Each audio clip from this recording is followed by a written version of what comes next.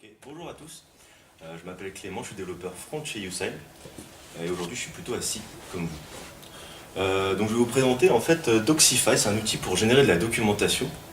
À Usain en fait on s'est dit que avoir une documentation cool, ça pourrait aider notre outil, notre API en l'occurrence à être cool. Parce que c'est vrai que quand on a des documentations pourries, on a tendance à se dire que l'outil est pourri.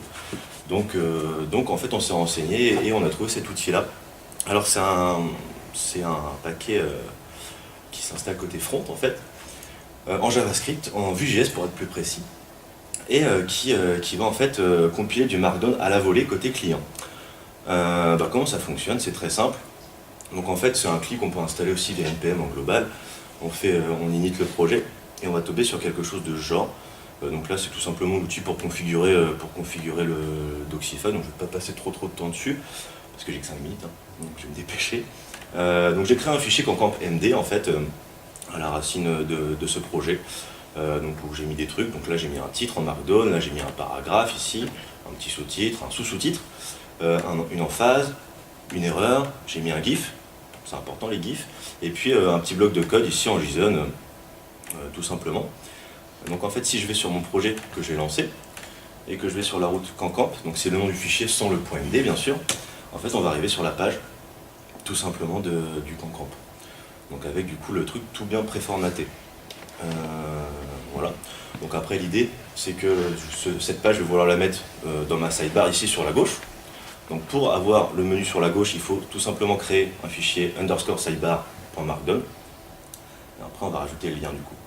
Hop, donc je vais mettre concamp. Hop. Et là je vais mettre le nom de mon fichier. Voilà.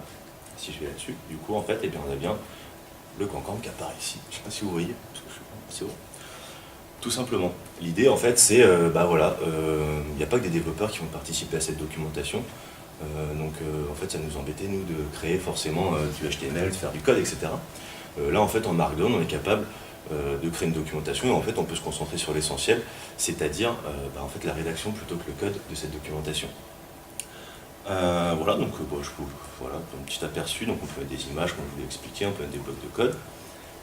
Ce qui est intéressant aussi, c'est que cet outil-là, il n'est pas forcément restrictif, dans le sens où puisqu'il est fait en Vue.js, on va pouvoir activer en fait les composants Vue.js dans notre projet. Donc là, c'est une étape un peu après, dans le sens où, si on le souhaite, on peut créer donc du coup dans notre répertoire des composants Vue.js qu'on va pouvoir appeler directement dans notre fichier Markdown. Et ils vont être interprétés. Donc, il suffira d'inclure Vue.js dans votre projet et puis après comme ça vous pourrez interpréter les composants.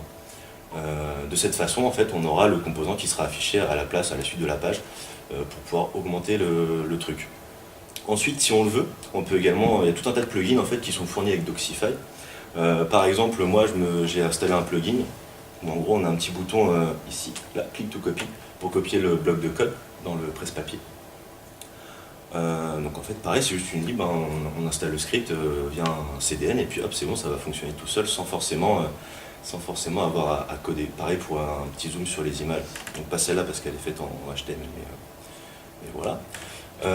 Et du coup si on peut faire ses propres plugins, en fait Docsify propose des hooks, donc en fait c'est quand il va compiler le Markdown en HTML, donc avant qu'il compile, pendant la compilation, après, on va pouvoir modifier le HTML avec du JavaScript en fait, de la manipulation de tout simplement.